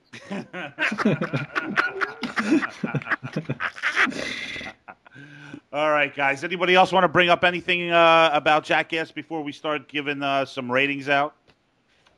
Well, I can tell you that for me, Jackass, I'm like earlier. I mentioned that I go about my insanity a little more quietly, and I think at heart I'm an anarchist as well. And I mean, really, that's what Jackass does to me. It's just pushing the limit, pushing the idea of somebody else can tell you what you can or cannot do, and going one step further, and even putting themselves on the line for that in the name of art. And I do believe it's art. And it does hold the mirror up and punch its way through the mirror. I love that shit. I can't get enough of it, and I am disappointed there won't be more Jackass movies. But I'm looking forward to these future incarnations, thanks to the great Jeff Tremaine, and hopefully Spike Jonze sticks with it and they come up with something new and breathe new life into something else. Yeah, Tremaine is working on a movie called Revenge of the Jocks. That sounds promising. As opposed to Revenge of the Nerds. I think it might be a little like it might be that, but reversed, like where the nerds are kind of running shit, and they're the ones with the bad attitudes, and the because that's how it is now. All the nerds are cool now. That's true. That's true. It's almost uncool to be a jock. They're getting a bad rap. Right. I guarantee you, Max and I will be there opening day with the magic backpack. For that. Well, guys, I think that it's really hard to just generally give this, a star rating. So I think with this, we could do a recommend or non-recommend. Joe, what do you say? I'm all for that. All right, we're going to start with our very special guest tonight. Jackass number 2, Jackass 3D. Adam, what are you doing? Recommend or non-recommend? Well, I'm pretty sure my answer is recommend to anyone and everyone, with the caution of just know what you're getting into and keep an open mind and just find the visceral joy that is Jackass. It's highly recommend. Stuff. It's amazing stuff. Jenna, talk to me. Fuck that. I give it 5 stars. Everyone should fucking watch this.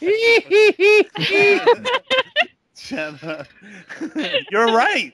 Everybody should be forced to watch this. It should be on. I think so. It should be on PBS. Yeah. It should be on PBS. It should be mandatory educational materials in all public elementary schools. And Well, it Jenna, was in you the were the- Museum of Modern Art. Well, it was, and Jon Absolutely, Stewart was yeah. actually like, that makes sense to me. And it makes And sense to me now, too. Jenna, I think you are the only chick I know that actually enjoys it and would give it a 5-star rating. Is that true? Oh yeah, Yeah. Jenna. Oh yeah, baby. Deep sigh. Yeah, I don't think I know any. Your hot little pink parts are on my mind. Boy. Whoa. So I take it, Max, your wife doesn't watch this with you. No, she does, but she doesn't appreciate it like you do. Oh, shit. On that note, Christiana, talk to me. I like now that we're not on the horror podcast. I don't get Mummy. I get Christiana. I get labeled by my last name.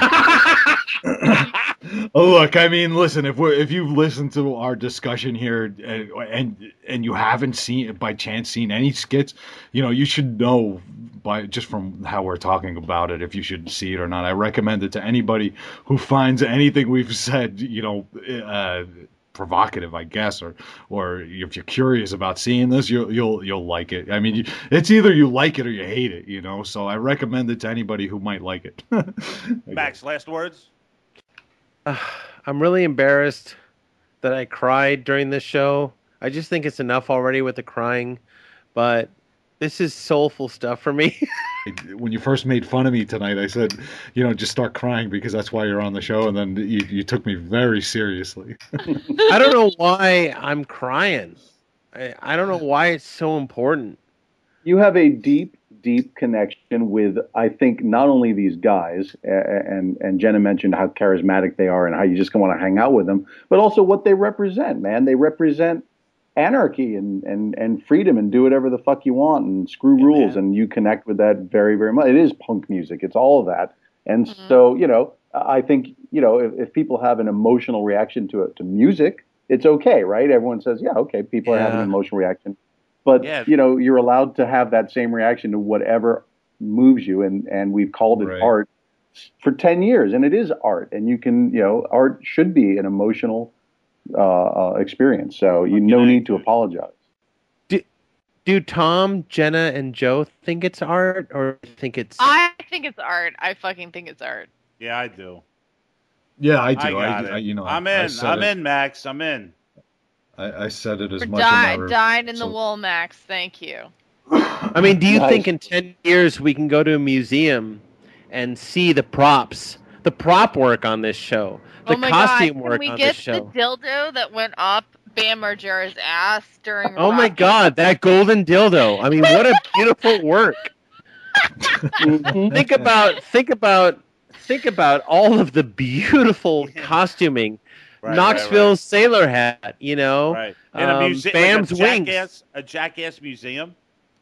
Oh, listen, man. I mean, MoMA took a lot of shit when they put that installation in, or not the installation, when they screened it at their art exhibit, But it took a lot of balls for them to do it, and it just shows you how great a museum MoMA is. Man. Absolutely, and it was, we'd been calling it art since the week after I think we saw the first movie, and it was the fact that they had that screening there to me was just like. Okay, we're not alone. It can be viewed that way. Other people see it that way too. Yeah.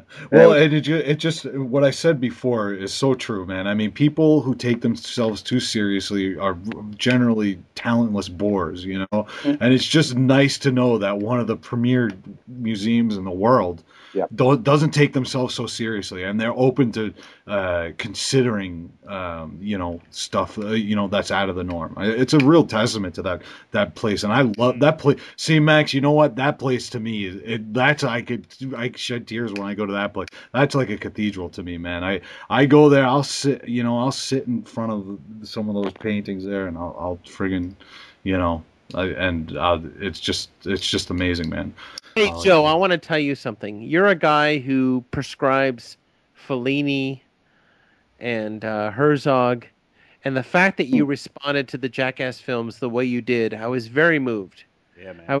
I was very appreciative, and I know you can be a bit of a snob That's see, and again, this is a role that you're pushing me into. Like you push everybody into taking these roles in your life, man. I really resent it, man. I mean, you listen. Look. I appreciate everything from comic books to Jackass to Fellini, and I find that it's just beautiful to me, you know. So, like, I think that maybe you're the one who shuts things out because you won't consider Fellini and Herzog. He just wants and to I think compartmentalize.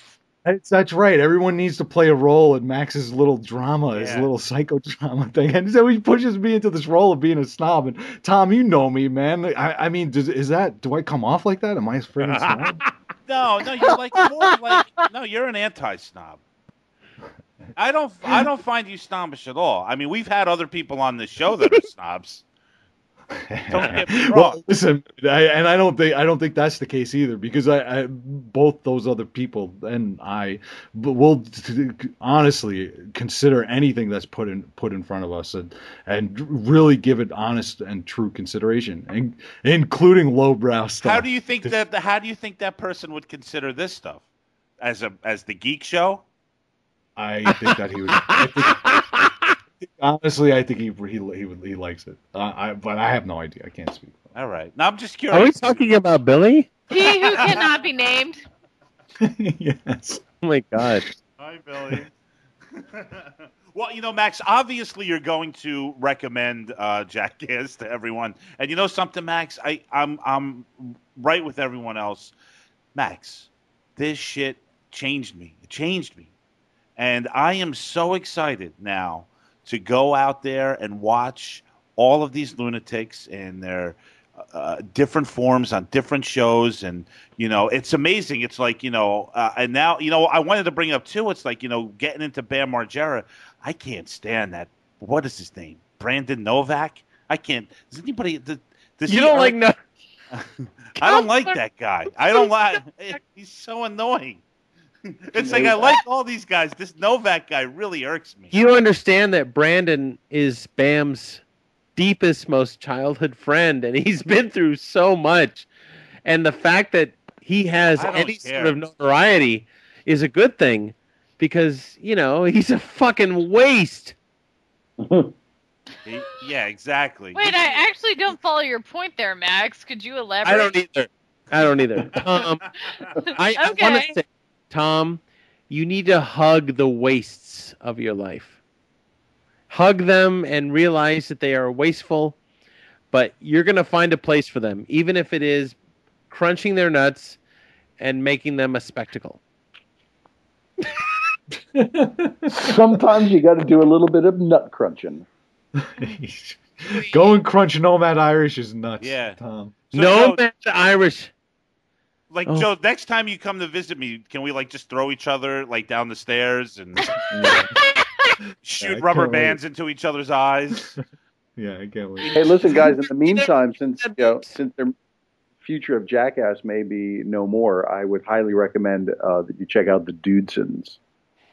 The Dudesons. Okay. Personal recommendation of just a place to go if you're looking for Jackass. It's continuing the spirit. The Dudesons have worked with the Jackass dudes. Listen, there's a...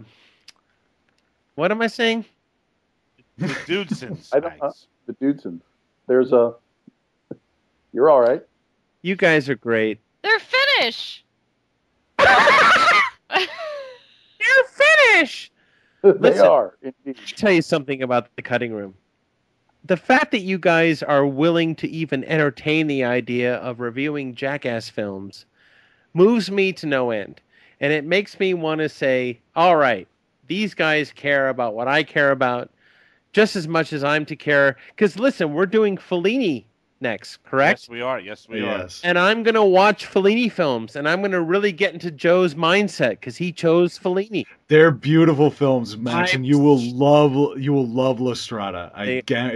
Open your mind. You know what? Listen, man, you're the one with the closed mind, Max. Open your mind. Look at La Strada. It's a beautiful film. Max, seriously, you'll love La Strada.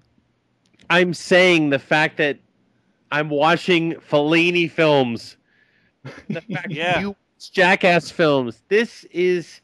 Listen, we got away from the horror thing, which really bothered me. But now, look at the levels we're acting on. Oh, you're just another movie review podcast. Well, no. 1 week we're doing Jackass. The next week we're doing Fellini. So I really appreciate that now.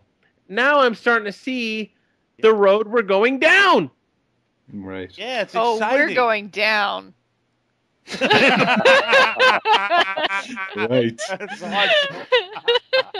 On that note, everybody, it's time to start wrapping things up. And as always, I'm going to say goodbye to our very special guest tonight. And man, I had an awesome time with this dude. And it's about fucking time we had a chance to meet him.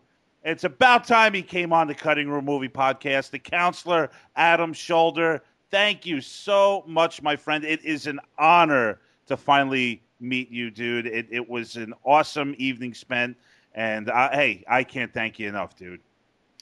Hey, appreciate it. Same here. It's been a long overdue. I'm glad I could finally coordinate with you guys. And I was, Max was just saying how cool it is that you guys are down for talking about Jackass. And I think the first time I was on, I was supposed to be on, we were going to talk about Werner Herzog, which was totally fine by me. I mean, I went to film school. I love talking about any filmmaker, any film. But when he told me that we were going to be doing a very special Jackass discussion, I've just been looking forward to it. Can't wait. And I really appreciate the fact that you guys not only open-minded to it, but just the level at which you guys appreciated and understood the films, and what they're trying to do was really awesome. Really enjoyed talking about it with you guys. And anytime, man, anytime. Cool. Yeah, Adam, I'm a huge fan of Max and the Counselor's Mimosa, dude. I do listen to every episode. Although I haven't listened to Sue the Dog Walker yet, and I'm gonna probably get on it on Wednesday. Hey, Adam, let everybody know where they could check out Bowler Hat and Max and the Counselor's Mimosa. Max Cook and thecounselor.com. It's all up there for you. It's all on, just right there, right? Everything is right there, laid out for him, Adam. Everything you need is right there. The show pops up in our blog. You can check out the archives. And it is my goal eventually to incorporate Gramps one way or another, either get Gramps streaming or get it available online one way or another, because I think dude, more people should see that film. You have to make that happen, dude. Gramps is wonderful as well. Get End Times Angel. That should be easier to get to too. We can get that there. Absolutely. Get it out there. I'll tell you what, this week I'm going to put, you send me something, I'll put it up on our fan page, whether it's a trailer for Gramps or the whole End Times Angel movie. I'll throw it out on our fan page for everybody to check out. Outstanding. Cool. Will do. Very cool. Now listen, Tom, the counselor does not do Facebook. Okay. So what do you want? What do you want me to send you? I could put it on the on our website too. I could put it in our hullabaloo section on the Cutting Room Podcast. Put it in there. Well, Max, you have it, right? You have it, Max, right? You can get it. Yeah. We'll get her from Cook. We'll get her from Jeffrey. Perfect. All right. Jeffrey. Adam, thanks a lot, dude. We're definitely going to get you back on soon, my man. I look forward to it. I hope so. All right, dude. Thank you. Thanks, brother. Max, we're going to start with you. We're going to say goodbye to you first, dude. And let me tell you right now, I want to thank you, my friend. I wish I could give you a big hug right now, because I can't believe what these films have done to me. You brought this to the table. You've brought this into my life. Max, you are my friend, goddammit. Oh, it's an honor to be your friend, Tom. It's an honor to give you gifts. It's an honor to turn you on, man. There's no reason to be sarcastic, Cook. I'm not being sarcastic! He's being genuine. He's genuine. This is a gift. Cacao. What? I'm serious, dude. I can't believe that I jumped on board on this craziness. I thought I was going heading for a fucking disaster, dude. And you gotta trust me, Tom. I know. I know what I'm talking about, man. I know what's right. I know what's beautiful. I know what's great. And I wept tears for this shit, which is absurd. And I'm so embarrassed. but I did it for the sake of the art, and Jackass is an influential art on me, and now it is on you, and you should embrace it. And oh my goodness, I think we're just gonna continue, Max, to just embrace all kinds of crazy shit that's just so like personal to us, you know. And I mean, think about it. It's gonna be awesome. I mean, when you're the next show that you pick, we're doing Harmony Korine. We're doing well, Gummo. what do you think that is, Tom? Are you kidding me? We're doing How do you Gummo think and Trash Humpers. I know. You gave Oh me a my gift, God. Tom. You said you pick it. You pick it. I'm picking Harmony. I'm picking Jackass. I love it. I should be on a skateboard, man. Dude, I love it. You know, if I wasn't such an old fat fuck, I would be on a skateboard. I feel like that's a really sincere art form that I missed out on. And, you know, hey, listen, man. What is he doing? I don't know. Let's just send him to the glue factory. Goodbye, Max. He's good for glue. He's good on front over there. Oh! Max Cook. But I think he's taking another piss. He had to mute the microphone. Listen, Hey, Jenna, you are so spot on because I mute this microphone constantly to piss and make voices. Jesus. I don't mean to be such a savage. Wow. all right, Max. It's time to say goodbye to Miss Jenna Payne. Jenna, thank you once again for being a part of the Crazy Boys Club here.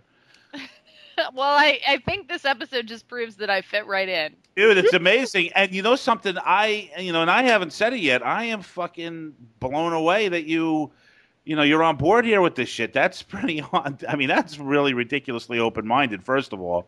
You know, I mean, it really is. I mean, it's wonderful. I mean, I'm so glad that everybody here had a wonderful time watching this crazy shit.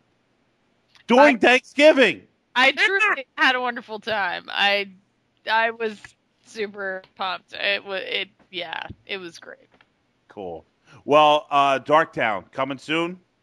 Darktown, we're stuck in doing sound edits. I just got an email from my sound editor, though, so he just uploaded some mixes and splits and whatever, and hopefully it'll be up on Wednesday, which will be long after this episode debuts. But, yeah. Yes, sound.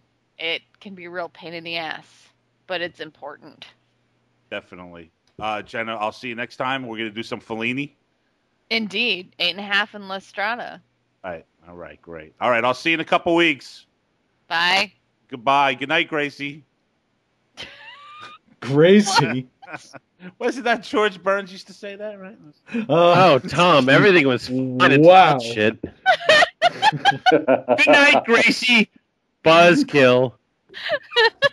I don't know what else to say, Max. Joe, Joe, talk. Yes, Joe, Tom. save me from this hell, Joe. Hey, Tom. Hey. I'll just let Max pretend to be me. Just say goodbye to Max and pretend. Hey, Tom. Jackass is great. No, go ahead, Joe. Oh, Tom, I just want to tell you, my real name is Jeffrey, and Joe, I'm so happy to be talking to you. Joe, I love you so much right now. Joe, I love you so much. Goodbye, Tom. Hey, Tom, Yeah. let me plug our website. I've been working really hard getting this going on. So the Cutting Room Podcast, guys, go over there and check it out. And I also make films. I know we're probably getting new listeners and stuff here. So I make films, so you can check that out too at christianaproductions.com. And I'm going to have some pretty, I think some pretty exciting news about time travelers pretty soon. Awesome, Here. very cool. Hey, Joe, I got to tell you, I think this goodbye segment, I don't have any control over it. I lose control. I don't know what it is, but I'm fine. Do you like it or no? I don't know how I'm feeling about it, except for the fact that I am in fear of it for the past 3 hours. I don't know what it is. Well, I'll tell you what, Tom. We got to figure something out, dude, because I'm not going through this hell anymore. Well, listen, I don't know what to say. I said good night, Gracie, to Jenna Payne. Here's what the goodbye segment. The goodbye segment on the cutting room is a lot like the last sequence in 8.5. So everybody's life, clowns come out of the woodwork. He shoots himself in the head. Everybody's getting loaded onto this rocket ship that's about to ruin the movie for all of our listeners, Yeah, Joe. take it easy, Joe. Yeah, Joe. It's still 2 weeks away. 2 weeks away. That's what's going on here on the goodbye segment. And Seeds. Hey, Jenna, guess what I'm doing? What are you doing, Tom? I'm eating pumpkin seeds. Does that get you hot? No. No, it really doesn't. Joe says the word lowbrow. Hey, Joe, how come you gotta say lowbrow so many times? And why didn't you use it for the Jackass movies? When you say lowbrow when I'm eating Thanksgiving dinner. Listen, I got pumpkin seeds in my trap. This is a pounding. It's something. I think someone needs a pumpkin seed enema. Listen. All right, guys, here we go for the end of the show. Pumpkin seeds, Max. Final words. I already said them. All right, I'm out of here. Oh, Tom. I'm done. I'm out of here. I am so tired of it, Max. Oh. I'm about to fucking cry here. No. Yeah. Like how I cried? I just told you that I had no control over the ending. What do? You pick up the fucking knife and you go in for the kill. If I could just say one more thing about Jackass. I'd like to say a few strategy. I'd like to have a few preliminary comments about Federico Fellini, please. Can we start talking about my noir segment? Because I'm really pumped. Yeah. I'm calling in when you guys are talking about Mike Judge, whether I'm invited or not. I'll call you in. Tom, this is Max, and I just want to tell you, Mike Judge. Because there will be tears. There will be tears. He's gonna cry. He's gonna start crying over Stephen Root. Steven. You hit his weak spot. It's Stephen Root.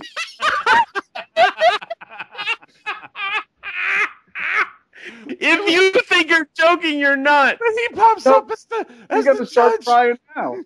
When he pops up as the judge in Idiocracy, I haven't even seen Idiocracy, and I'm crying. You're gonna love it. You're gonna love it. Oh my god! All right, I would like to remind everyone that they can like us on Facebook at the Cutting Room fan page, and you can also follow me, Thomas Detloff, on Twitter at Cutting Room Show. You can also check us out at thecuttingroompodcast.com. Joe Christian, he has done some sensational work over there, or you can subscribe to us via iTunes. Joe, tell us about the work you've been doing on the website. Hey guys, I'm working really hard on the site. It's Christiana Productions. No, wait, it's Cutting Room Podcast. No, wait, it's Christiana. Joe has done such a beautiful job.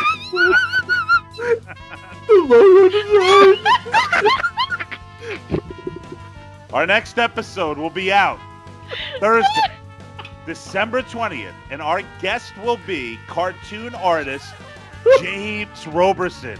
I cannot wait to talk to this maniac.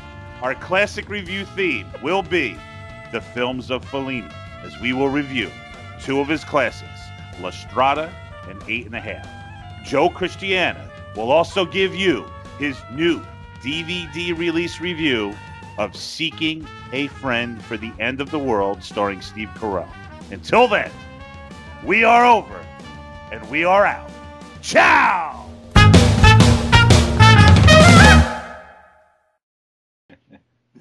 Oh my god. Okay, guys, I'm gonna take a picture of the pee-filled containers, and I'll send it. Oh my god! I'll send it to Joe. Put it up on the No, put it up on the I want website. video of you drinking it, Max. Are you serious? Yes. But don't you can't think that's believe weird all by myself? I can't believe we're done at 11 p.m. No, wait, Max. This would be amazing media for the cutting room as a whole. I really think you should take one for the team because I didn't have the foresight to store up a bunch of jars so that I could piss in them. So instead, I put my mic on mute and actually. Listen, Max, if you're gonna do that, here's what we need to do: well, all right, whatever. You need to put it up on the website somewhere, and we need to announce it during the show. I guess we can just cut it in. Yes, I guess it'll be fine. Okay, well, all right. Max, you should drink your pee. What are we doing? Hold on. And Max, if you're a true professional, you can figure out how to make something that looks like pee and then take a video of it, and we'll just cut it in. Oh, no, I ain't going to fake that shit. No, you can't there do you that. go. Not after what we just talked about. How can you do that? Man. All right. So you really going to drink urine? Yay! Should we record this? Well, wait, you got to be video recording. Are you vomiting like the last jar over there? Did he just do it?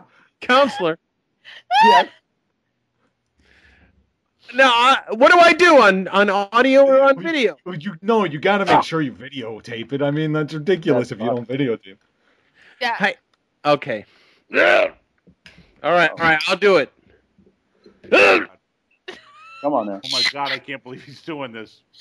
Are you videotaping it? No, I got to set up the camera. Hold on. All right.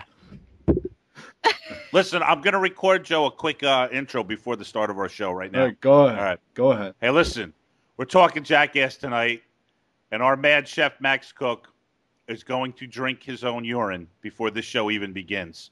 Woo! You could go, listen, everyone, you could go to thecuttingroompodcast.com if you're not there already to check it out. Max Cook drinking his own urine. And I'm eating pumpkin seeds. Pumpkin seeds in urine. I cannot believe it's sterile though. Like he can't get sick. I mean, he could get sick, but he can't get really sick. No, you're good with urine. We will watch Waterworld. Now, Max, as his therapist, you would Adam, as his therapist, would you recommend him be doing this or no? No, Absolutely, I fully encourage it. I'm just disappointed I'm not there to film it. Hey, where in Jersey are you guys at? Hold on. Oh. I don't know if that was directed towards me. I'm in northern Jersey, northwest Jersey, and back on Tom's down by Perth Amboy, but it's near the shore kind of. I'm in Brooklyn. Oh, and now I was just in New Jersey. I've got family out there in Edgewater, New Jersey, and spent some. I used to live in Manhattan. Okay, Edgewater. Yeah, I grew up right near there. Now, this isn't going to be shot very well. Okay. Joe? Yes. Just make sure there's a light on you at least. I just told Nomad Iris that Max Cook was about to drink his own urine for the Cutting Room podcast, and Nomad Iris says, he's fucked up. All right. You ready? Yes. 40. Wait, I wish we were actually on Skype video. I think we should be actually. Well, I don't have. I don't have that. Yeah, I don't have that hooked up either. Right, I don't have. Oh no! I mean, we would just get off the call and say answer with video instead of. No, but we don't. I don't have a camera hooked up to the. I don't have the camera. Because I think my reaction will be so much better if I get to watch Max. I hear you. In other words, I really want to. Ooh. I understand. All right, well, we could do this another day. No. Don't you have? Ready to you don't do have it a now. camera in the He's computer? got all these jars of Yeah, urine. he could just hit the thing, hit the button on I'm not going to Skype, do dude. this another time. Okay. Skype, he can Then hit it. all right, here. All right.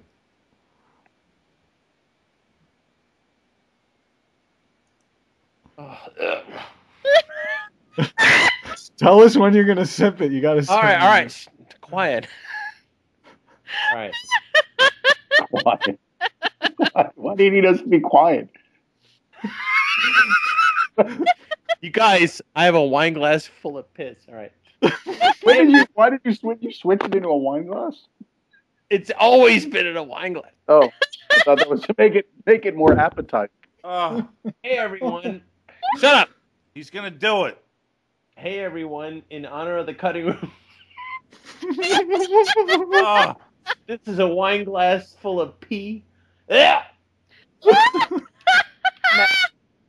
And this. no. And Oh, God. I can And this smell it. me drinking. Oh, I'm gonna be sick just thinking about He's it. drinking piss. Oh, Oh, my God. that was a wet one. Oh. Yeah, you better be swallowing over there. Right. Oh.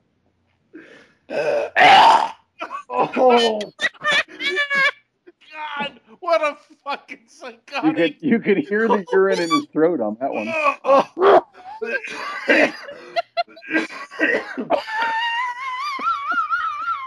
Adam, has he ever done anything close to something like this? Max, you Let's done see. well.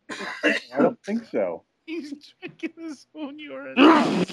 He once sucked another man's nipple on a dare, but I've Joe, never he's seen him doing- drink urine before. He's doing it because he likes our reviews. I think he's doing it because he likes the taste.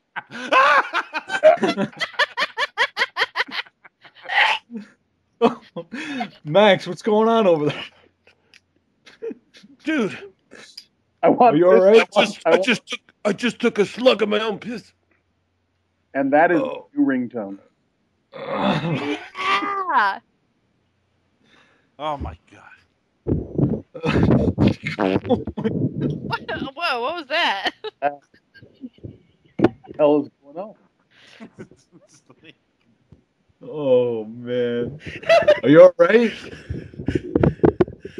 he all right? What's going on? That was awesome, Max. I'm. No! I hope you recorded all. I God! I think we got it. Are you all right? Now go kiss your wife.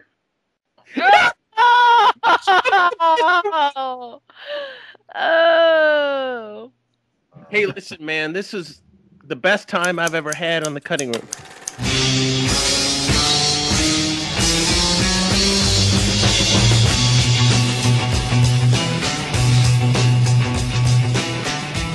Tune in next time to satisfy more of your strange desires. The Cutting Room Movie Podcast. We do chicken right.